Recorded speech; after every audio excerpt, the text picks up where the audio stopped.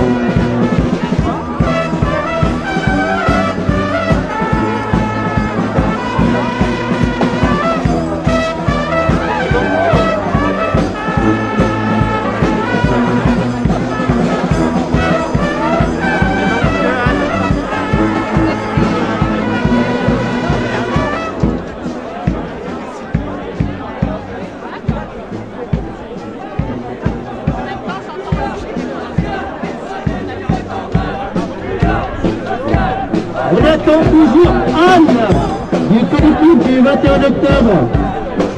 S'il vous plaît, à la solo.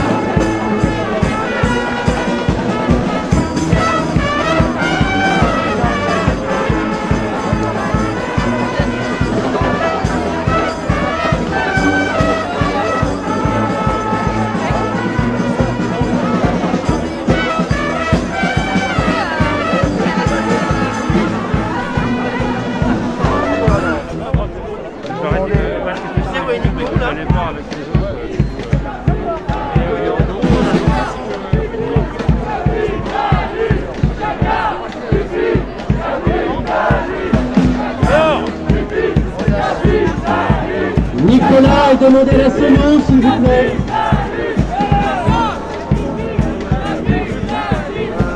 On a fait la marche dernier. Parole.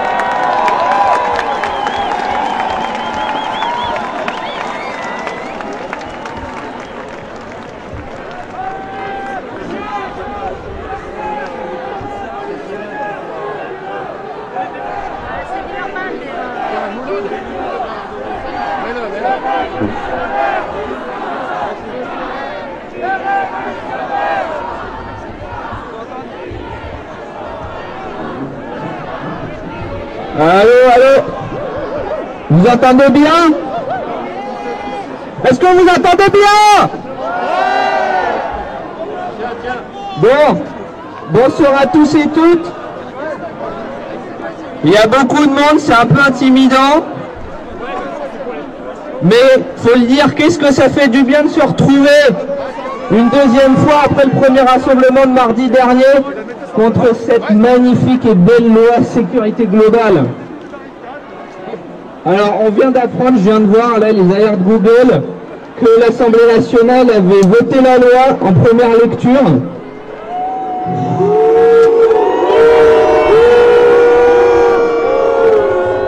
Il y a quand même 104 votes contre et 66 abstentions. Et pour se redonner un peu de baume au cœur, on peut annoncer dès maintenant qu'il y aura samedi à Lyon, non pas un rassemblement où on va encore avoir froid, mais une manifestation. On va reparler de cet appel à la fin des prises de parole. On vous rappelle juste qu'on doit respecter les mesures sanitaires, masques et distanciation. Alors on va commencer par des remerciements. Déjà à vous tous et toutes qui êtes présents ici ce soir. Et on a une spéciale dédicace pour Florent qui vient de Roanne spécialement pour l'occasion en fauteuil roulant. Merci Florent.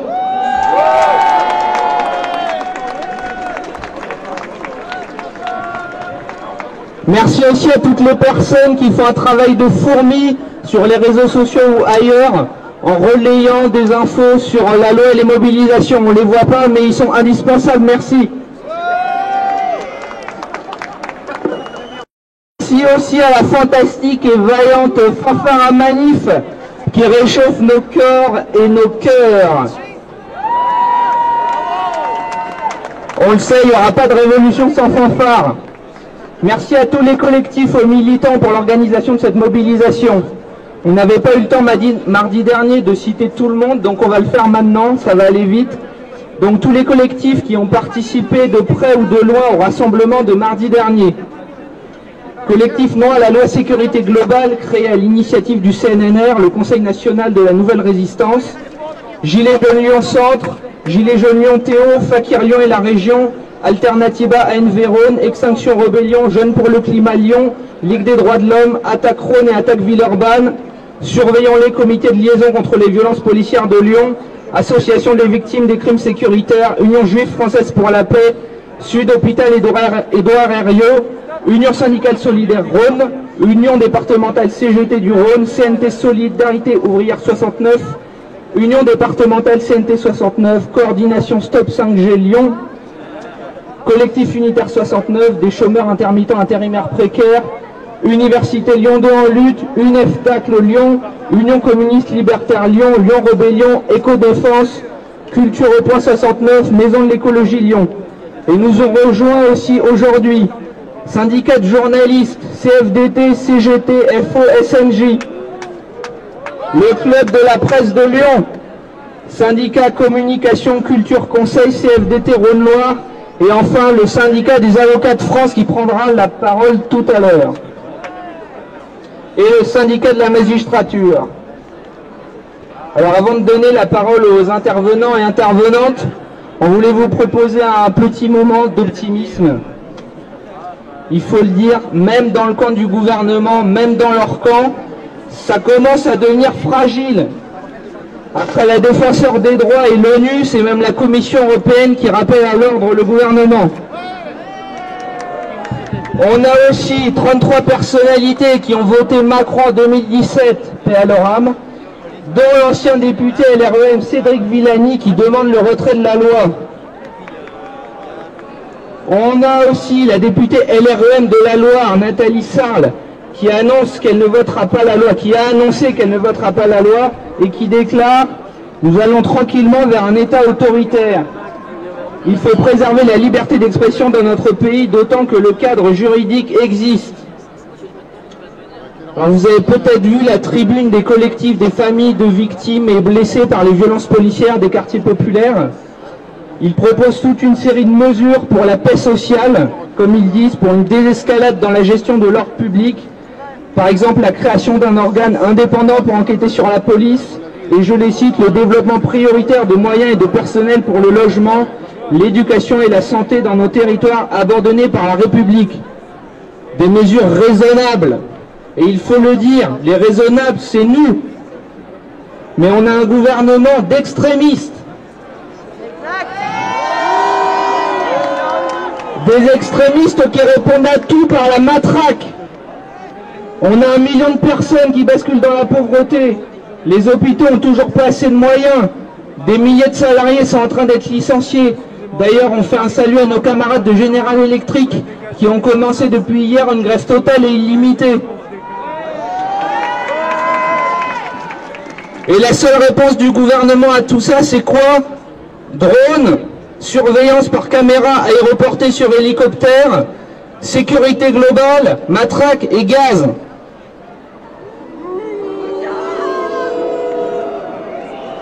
En tout cas, pour conclure, on peut garder espoir, il faut qu'on garde espoir, parce qu'un pouvoir ne tient pas éternellement sur sa police. Un jour, ça craquera.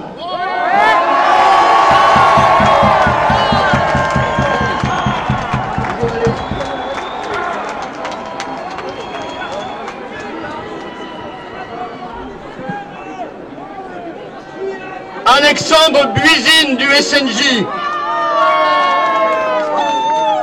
Mouloud Aissou de la CGT des journalistes à France 3, Jérôme Daquin de Force Ouvrière, Marie-Martine Chambard et moi-même Jean-François Culafrose, c'est l'intersyndicale des journalistes à Lyon qui s'adresse à vous. Camarades, ça fait toujours plaisir. C'est un joli nom, camarades.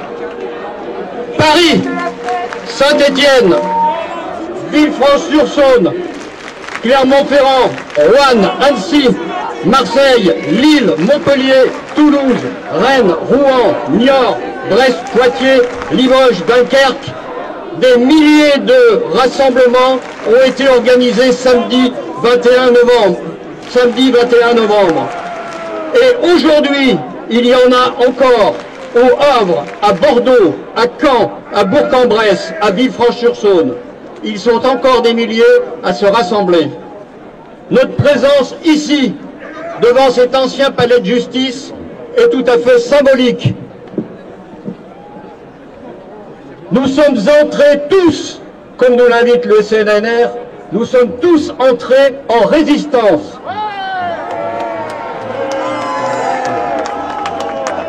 Nous sommes devant le tribunal où un tortionnaire, Klaus Barbie, a été condamné pour avoir déporté, torturé, assassiné des juifs, des résistants, dont de nombreux journalistes lyonnais. Nous sommes en résistance avec également en mémoire ceux qui, entre 1940 et 1944, se sont battus pour la liberté et la République. La situation et leur engagement parfois allant jusqu'à la mort ne sont certes pas comparables. Mais il y avait déjà parmi eux des journalistes dont les collègues du Progrès comme René Lénaud, arrêté place Bellecour et fusillé avec 18 autres résistants. Eugène Desprats et Marcel Gabriel Rivière, tous deux déportés. Yves Farge, qui sera préfet de la Libération à Lyon, et tous les collègues du livre CGT qui confectionnèrent les journaux clandestins pour que la presse vive librement et les citoyens soient informés.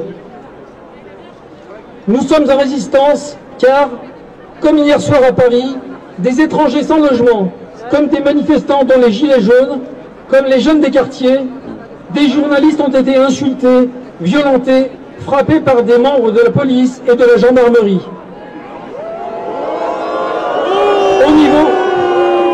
Au niveau national, nous avons enregistré au moins 200 cas de gens insultés et violentés.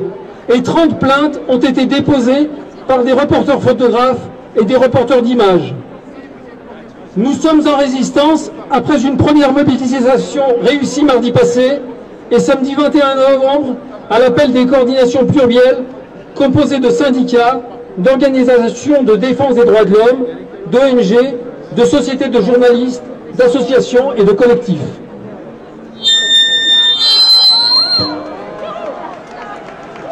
Nous sommes en résistance car la loi sécurité globale qui est votée cet après-midi vise à restreindre la liberté de la presse, la liberté d'expression, la liberté d'informer et d'être informé, et par contre-coup la liberté de manifester. C'est un recul sans précédent de nos libertés publiques, fondamentales et constitutionnelles en France. Et nous voyons bien avec les violences d'hier à Paris comment les images réalisées par les journalistes et les citoyens sont indispensables. Nous sommes en résistance car le schéma national de maintien de l'ordre promulgué par Gérald Darmanin le 16 septembre s'applique déjà, malgré nos recours au Conseil d'État. C'est un recul de la République fondée en 1789 et renouvelée en 1944. La modification de l'article 24 vendredi dernier n'y change rien. Même réécrit, le texte tel qu'il a été voté reste inacceptable car il donnerait un moyen de pression évident sur ceux qui s'aventuraient à prendre des images. Son seul objectif, renforcer le sentiment d'impunité des forces de l'ordre et rendre invisibles les violences policières. Nous demandons son retrait pur et simple, tout comme les articles 21 et 22. Entre l'interdiction de fait de filmer ou photographier et le développement des drones et autres caméras piétons, cette loi offrirait le monopole des images aux forces de l'ordre. Ces dispositions vont assécher les rédactions d'information, couper les journalistes de leurs sources et nécessairement les pousser à s'auto-censurer.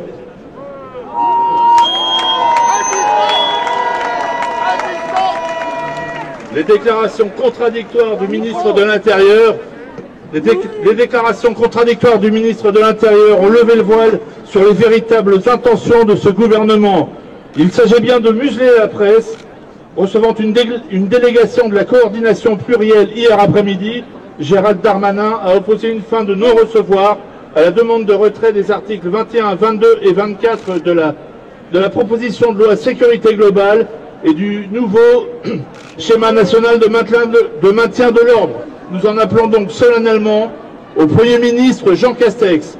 La tentative de tenir le stylo des journalistes, leurs micros ou leurs images est évidente. Nos craintes sont confirmées par Cléridon, défenseur des droits, ainsi que 3 rapporteurs spéciaux des droits de l'homme à l'ONU et nos fédérations européennes et internationales des journalistes. La France est en train de violer le droit européen et international. Pas plus tard qu'hier, la Commission européenne a rappelé qu'il est plus important que jamais que les journalistes puissent faire leur travail librement et en toute sécurité.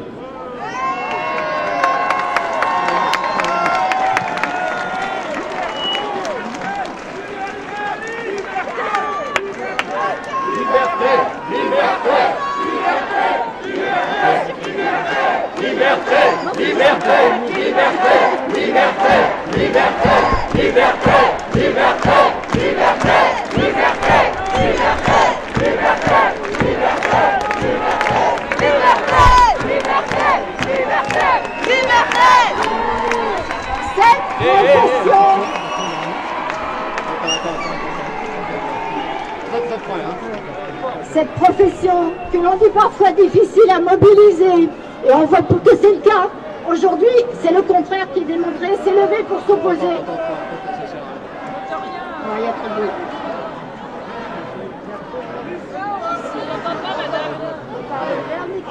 Il faut qu'il s'arrête. Mais non, il faut que ça s'arrête.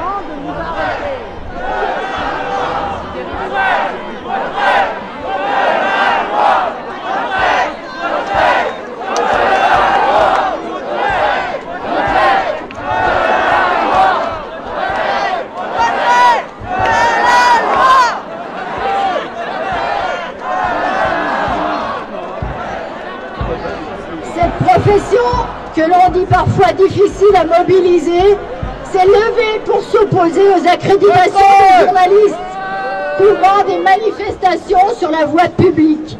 Les éditeurs de presse ont également écrit au Premier ministre pour constater avec inquiétude, je cite, la multiplication d'initiatives législatives et politiques susceptibles d'attenter à la liberté de la presse. La profession remercie l'ensemble des citoyens, des associations, des syndicats qui se sont mobilisés à ses côtés.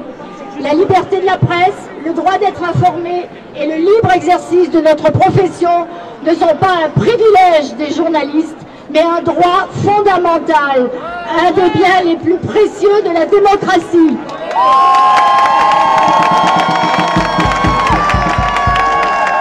Il est de la responsabilité des pouvoirs publics de garantir la liberté d'expression des citoyens, en particulier le droit des journalistes à informer, révéler, commenter, critiquer et caricaturer.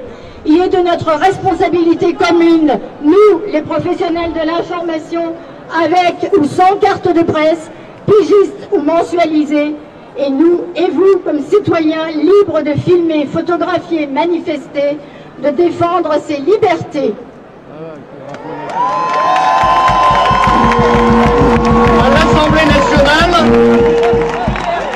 À l'Assemblée nationale,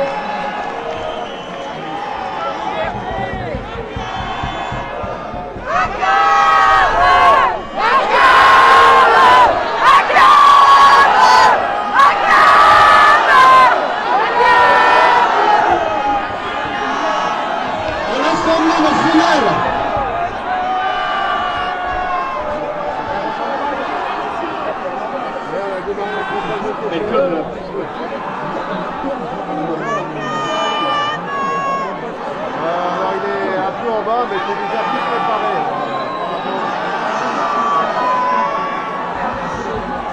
Mais je pense que ça va être compliqué parce qu'on a déjà fait tout un événement avec deux paroles, donc allez, on termine. À l'Assemblée nationale, les députés LREM du Rhône ont voté pour cette loi et nous nous en souviendrons. Seul un non-inscrit, Hubert Julien Laferrière, dès la semaine passée, a voté contre et nous soutient. Il nous appartient de les interpeller, ce n'est pas fini, comme il faudra interpeller les sénateurs et les sénatrices de ce département. La balle est désormais dans le camp du Premier ministre. Ce n'est qu'un début, la lutte va continuer. Alors, nous vous donnons rendez-vous, comme les organisateurs de ce rassemblement, samedi 28 novembre. Nous déboucherons place Carnot devant la statue de la République, car aujourd'hui, c'est la République qui est en danger. Ce n'est qu'un début, continuons le combat!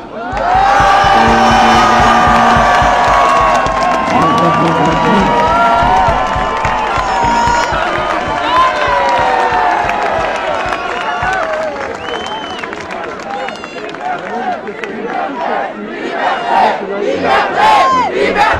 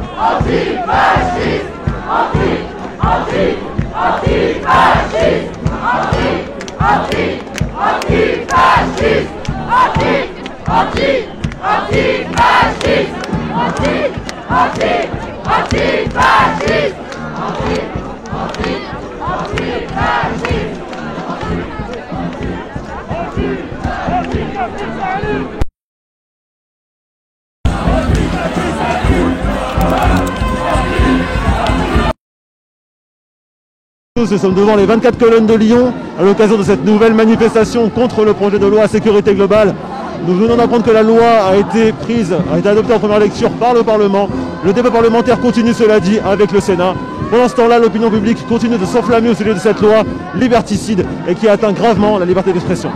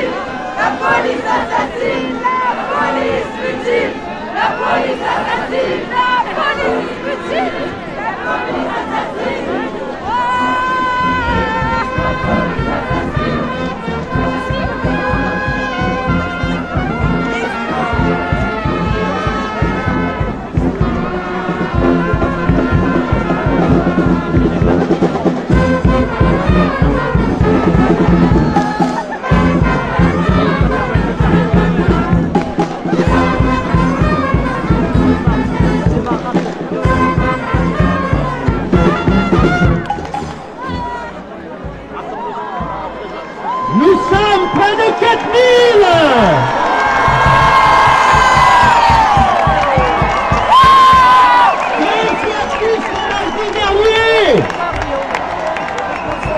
et nous serons encore plus nombreux samedi.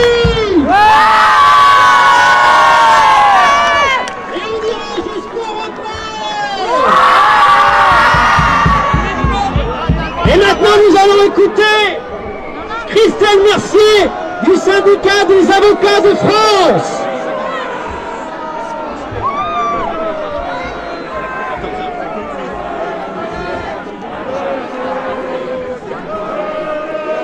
Bonsoir à tous. Bonsoir à tous, je suis Christelle Mercier du syndicat des avocats de France.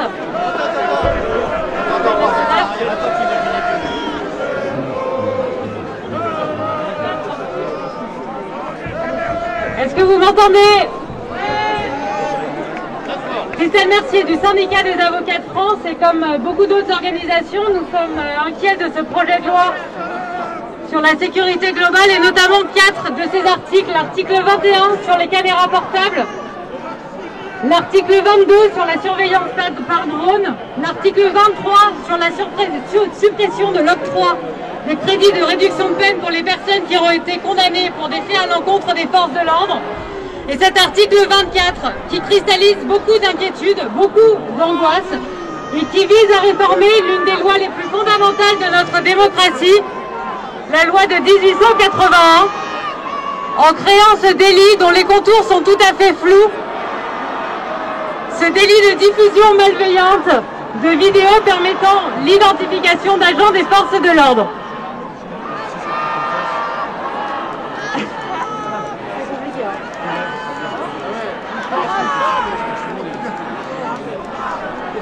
Alors, on nous dit depuis quelques jours par le gouvernement et de façon tout à fait mensongère qu'il est prévu assez de garde-fous pour qu'il n'y ait pas d'atteinte à la liberté de la presse, pour qu'il n'y ait pas d'atteinte à la liberté de chaque citoyen de filmer sa police. C'est nier totalement la réalité de la situation, c'est nier tout à fait le fait qu'avec cette loi, des policiers pourront interpeller de façon préventive et placer en garde à vue des personnes parce qu'ils auront simplement filmé leur police, parce que bien évidemment ce sera aux policiers d'interpréter l'intention malveillante ou non de manifestants. Et même si le tribunal, quelques semaines après, indiquera que ce délit n'était pas constitué, le mal aura été fait et des personnes auront été placées en garde à vue, privées de leur liberté d'aller et venir, privées de leur liberté de manifester sur la base de ce délit.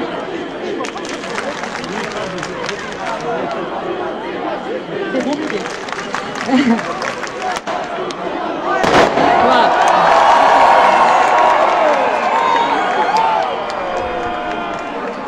Quelques mots pour finir.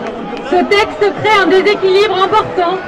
Il permet aux policiers de pouvoir regarder un peu plus et d'observer un peu plus l'action des citoyens, et notamment dans le cadre de manifestations, et à l'inverse.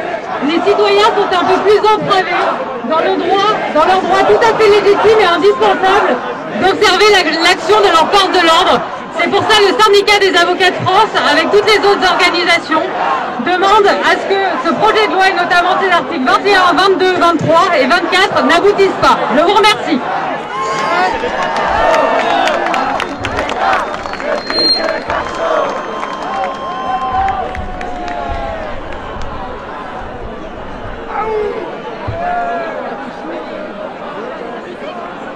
Ici, reviens.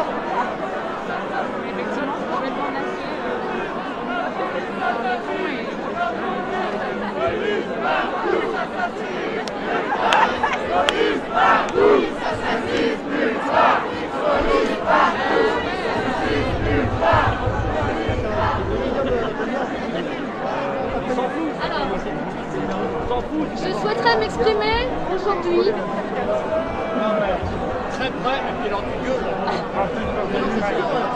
Alors, je suis Véronique Drahi. Ouais. Alors, pour le syndicat de la magistrature, le syndicat de la magistrature est associé avec les différentes organisations présentes ce soir pour demander à ce que ce texte, loi sécurité globale, n'aboutisse pas. Nous ne rêvons pas. Nous vivons bien ces dernières semaines un cauchemar qui ne nous préserve pas de l'effroyable fuite en avant normative des autorités. En cette période troublée et endeuillée, qui exigerait des décideurs publics un sang-froid démocratique sans faille, l'état de droit est décidément attaqué de toutes parts par des pyromanes en responsabilité.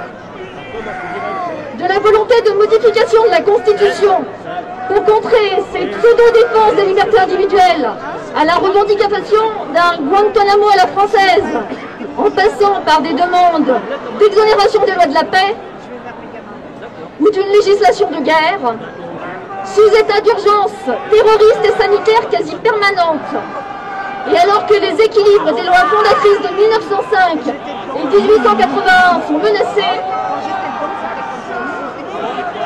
la majorité parlementaire se plaît à déposer un énième texte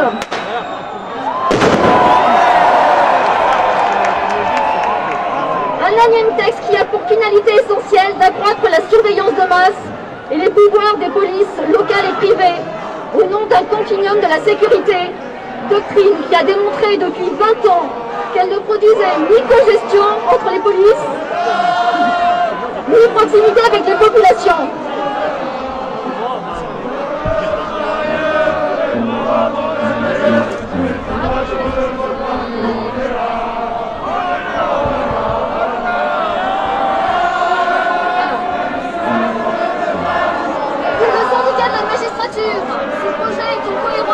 La priorité donnée par le gouvernement à la justice pénale de proximité, qui est au saut de la proximité, puisque aucunement de nature à répondre aux besoins quotidiens essentiels des justiciables.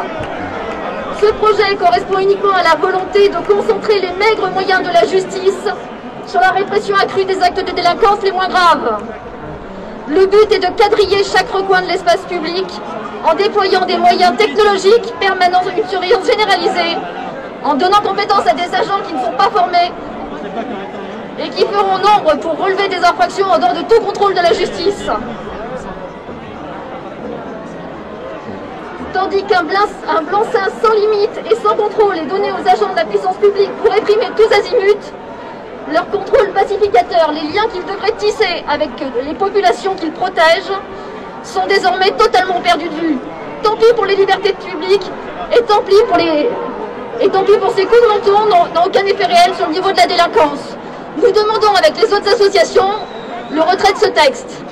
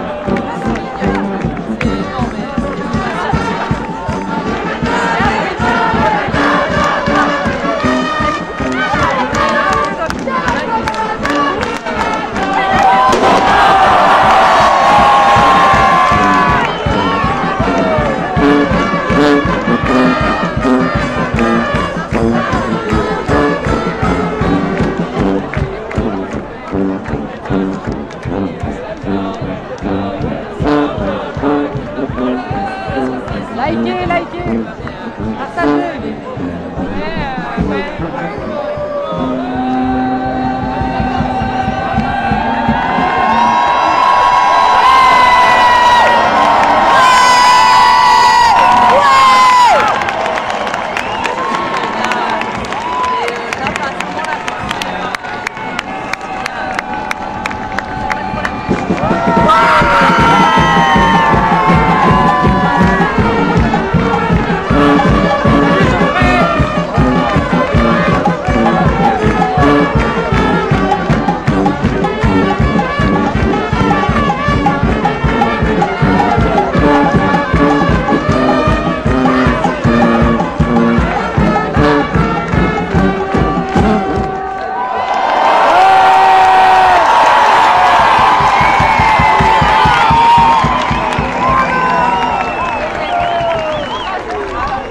Et maintenant, nous allons entendre Laurent Burlet du Club de la Presse. Bonsoir à tous, je parlais au nom du Club de la Presse et du média cofondateur de rue 89 Lyon. Vous connaissez la loi. Je vous parlais du contexte, de comment on travaille à Lyon depuis le mouvement des Gilets jaunes. On les entend, ils sont là les Gilets jaunes, Et depuis cette loi, depuis 2 ans, depuis le début du mouvement des Gilets jaunes, à Lyon, en tant que journaliste, il est de plus en plus difficile de travailler. Moi-même, au mois de décembre 2018, quelques jours après le début des Gilets jaunes, j'ai pris un tir de LBD alors que je faisais mon travail. Un photographe qui travaillait pour nous s'est fait casser son appareil alors qu'il filmait une interpellation lors de la manifestation nationale des Gilets jaunes en mai 2019. À Lyon, ce n'est pas seulement à Paris, il est de plus en plus difficile de travailler. Ça, c'est le contexte.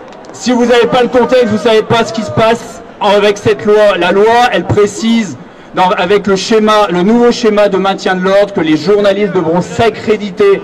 S'accréditer, ça veut dire que maintenant, si vous n'avez pas de carte de presse, on va vous dire, vous n'êtes plus toléré en manifestation. Le but, il est simple. C'est de sélectionner les images. On a parlé du monopole des images, avoir le récit, plus de violences policières documentées, plus d'enquêtes IGPN, quand on sait que même avec des photos, même avec des vidéos, l'ensemble des enquêtes portant sur des violences policières à Lyon ont été classées sans suite concernant le mouvement dit des Gilets jaunes. À Lyon, il faut filmer, il faut documenter avec des photos si on veut avoir une chance, je dis bien une infime petite chance, que des policiers se retrouvent devant un tribunal. Ça, c'est la réalité actuelle. Si vous n'avez pas de carte de presse et que vous filmez, c'est le cas de plus en plus avec ce mouvement, il y a des reporters indépendants qui n'ont pas de carte de presse. Ces personnes-là seront encore plus rejetées, encore plus mises sous pression. Ça veut dire que vous avez des policiers qui vont vous dire soit vous filmez et je vous emmène en garde à vue, soit vous partez de la manifestation tout de suite. Parallèlement, il est dit que lors de dispersion, quand vous avez des sommations, plus personne ne doit se retrouver sur le terrain. Ça veut dire que plus personne sera témoin d'éventuelles violences policières. Ça, ce n'est pas seulement la loi de sécurité globale et son article 24, c'est le schéma de maintien de l'ordre, c'est les déclarations du ministre de l'Intérieur.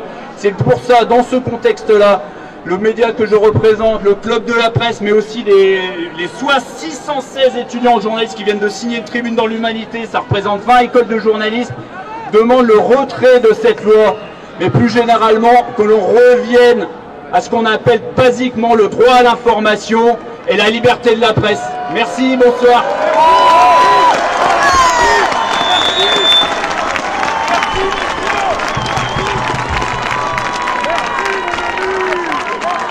Lieutenant Anne du collectif du 21 octobre.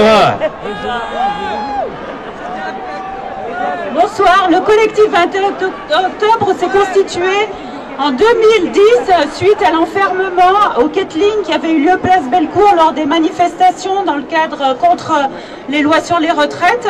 Ce collectif constitué par 20 organisations, partis de gauche, syndicats, associations, plus des individus et des plaignants, a déposé une plainte et à la suite d'une instruction pour laquelle le directeur de la sécurité publique d'alors, Doutre, plus l'ancien préfet Géraud, ont été entendus en tant que témoins assistés. La plainte concernait la privation arbitraire de liberté, puisque dans ce pays, normalement, on doit être privé de liberté uniquement après la constitution d'un délit, et que là, en l'occurrence, 700 personnes ont été privées de liberté pendant toute une après-midi. Elles ont été violentées, elles ont été humiliées, soumises au canon à eau, aux mensonges et à différentes violences, puis exfiltrées aux faciès. Donc, à la suite d'une instruction qui a duré pratiquement 10 ans, deux non-lieux enfin un non-lieu, un appel, et puis la confirmation du non-lieu, le collectif fait maintenant en cours de cassation avec l'avocat de la LDH, au motif que le dispositif de Ketling et d'enfermement constitue une privation de liberté arbitraire qui n'est pas encadrée par la législation. Et actuellement, notre dossier va être examiné le 15 décembre en cours de cassation. Donc le collectif 21 octobre ne lâche rien concernant les privations arbitraires des libertés fondamentales, celle d'aller venir et celle de manifester.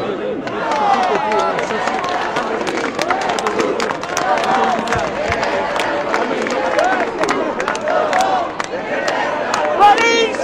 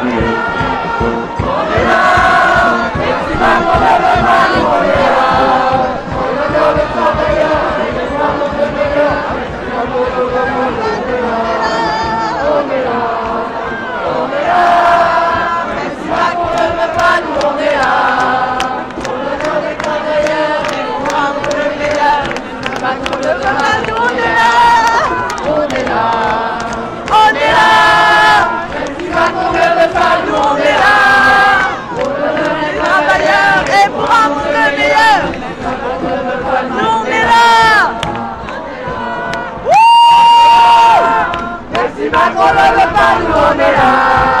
Pour l'honneur des travailleurs et pour un monde meilleur. Même si Macron ne veut pas, nous on est là. On est là.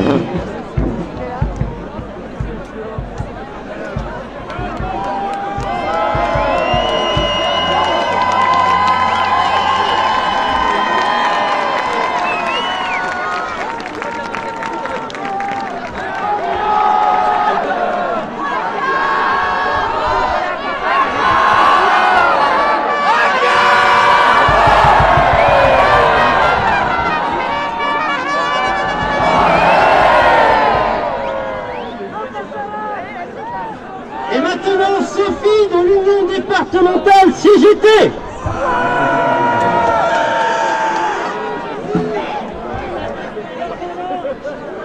Bonsoir mes camarades. On est là, on est tous là. Une spéciale dédicace ce soir à ma camarade Sally des cheminots de la CGT de Lyon qui a créé cette chanson qui a été reprise nationalement et qui est un chant de lutte.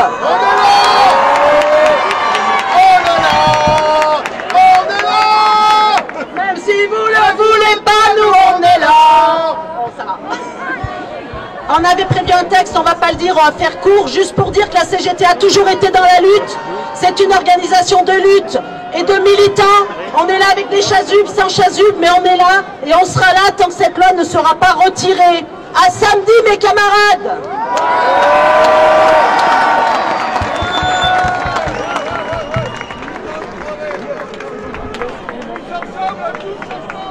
Et maintenant, la jeune garde.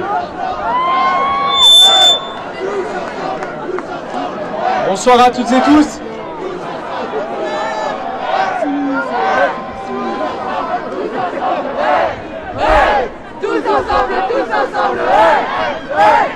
Ouais, tous ensemble, ouais. Ça c'est sûr qu'on va rester ensemble et il va le falloir. La période est tellement difficile, je pense camarades, qu'il est très important, vraiment très important, que l'on soit honnête entre nous et honnête avec les gens. L'État veut nous faire peur, alors ouais c'est vrai, faut l'assumer, on a peur. Actuellement, on a peur dans la manifestation.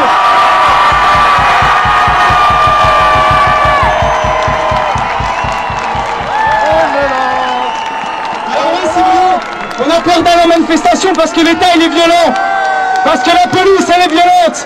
Mais malgré toute cette peur, regardez dans toutes les villes de France combien est-ce qu'on était et combien on est aujourd'hui. Parce que nous pouvons le rappeler, c'est notre amour inconditionnel que nous portons pour la liberté. Et ça, jamais ils nous l'enlèveront.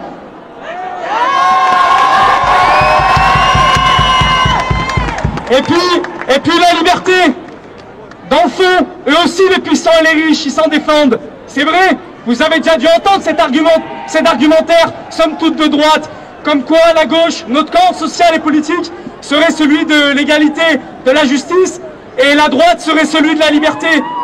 Mais de quelle liberté on parle? Celle de nous exploiter, celle de nous opprimer, celle de nous matraquer. Voilà la liberté. Et bien évidemment que nos libertés rentrent en contradiction profonde avec leur liberté.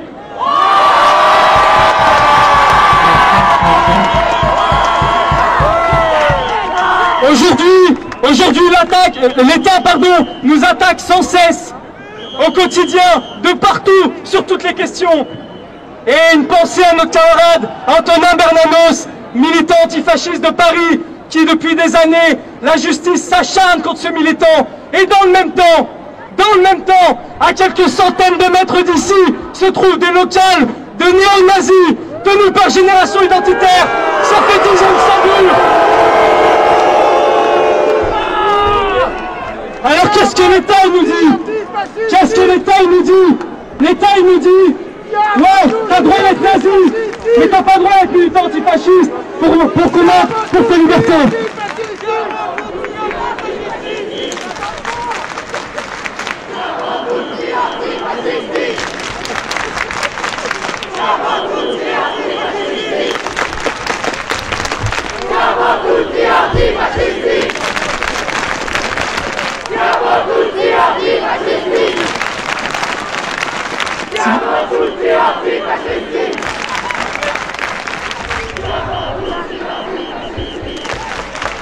S'il vous plaît, on va se la refaire s'il vous plaît, avec encore plus de bruit, parce qu'on va leur montrer que ce quartier, qu'ils considèrent comme le leur, ne leur appartient pas. S'il vous plaît, toutes les mains en l'air. Allez, s'il vous plaît, tout le monde, on va faire du bruit, encore du bruit.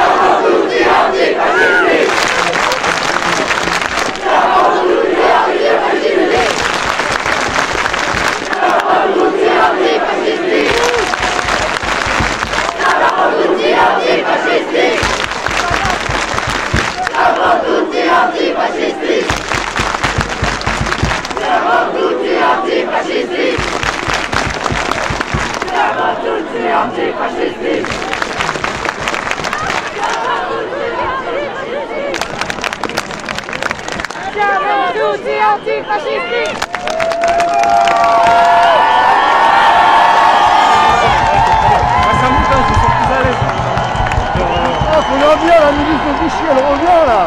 Ah, les résistants, c'est pourquoi pendant nos grands-parents. Ah, on va tout écraser. Je sais. Ouais, mais c'est pas normal tout ça là. Tout le monde a vu hier comment la police a traité les sans-papiers place de la République à Paris. Vous allez entendre les représentants du collectif des sans-papiers 69. Je parle au nom du collectif des sans-papiers de Lyon, qu'on appelle aussi CSP 69. Depuis juin, nous avons participé au acte 2 et 3 de la marche nationale des sans-papiers, qui s'est finie par une manifestation du 17 octobre. L'acte 4 sera une manifestation pour la journée internationale des migrantes et des migrants le vendredi 18 décembre. Aujourd'hui, nous sommes là car nous sommes contre la loi sécurité globale et grâce aux caméras qu'on peut dénoncer les violences financières contre les sans-papiers. Et grâce aux caméras, si aujourd'hui tout le monde en France, y compris M. Darmanin, peut dénoncer l'évacuation des migrantes et des migrants qui sont réfugiés la place de République à Paris. De la même façon, nous demandons la fermeture de centres de rétention administrative. D'ailleurs, on lève déjà les smartphones de main des sans-papiers qui sont arrêtés et amenés dans les centres de rétention. Devinez pourquoi on leur a enlevé les smartphones? Pour ne pas pouvoir filmer les violences de la police aux frontières dans les CRA, les centres de rétention administrative. D'ailleurs, nous vous donnons rendez-vous ce samedi 28 novembre, une manifestation pour la fermeture des centres de rétention administrative que nous organisons avec le collectif anti-CRA. Rendez-vous samedi 14h devant Forum réfugié à Garibaldi. C'est pour toutes ces raisons que nous, les sans-papiers de Lyon, disons non à la loi sécurité globale. Et merci.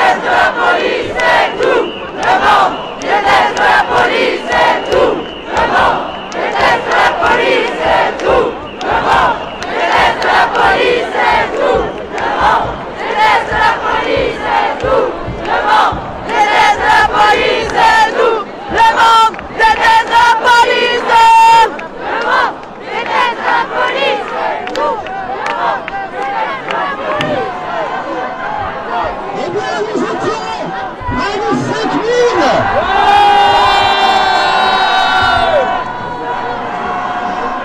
Merci à toutes et tous de vous être déplacés. Samedi, nous avons rendez-vous à 14h, place des Tyrons. Et nous irons, place Carnot, devant la statue de la République.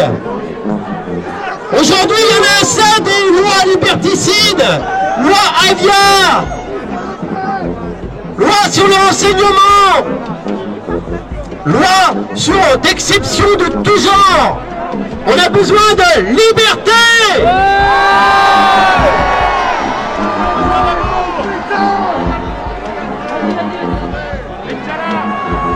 Alors, pour terminer, je vais citer Victor Hugo, qui aimait cette liberté qu'il attendait vendue. Il disait: sauvons la liberté sauve le reste.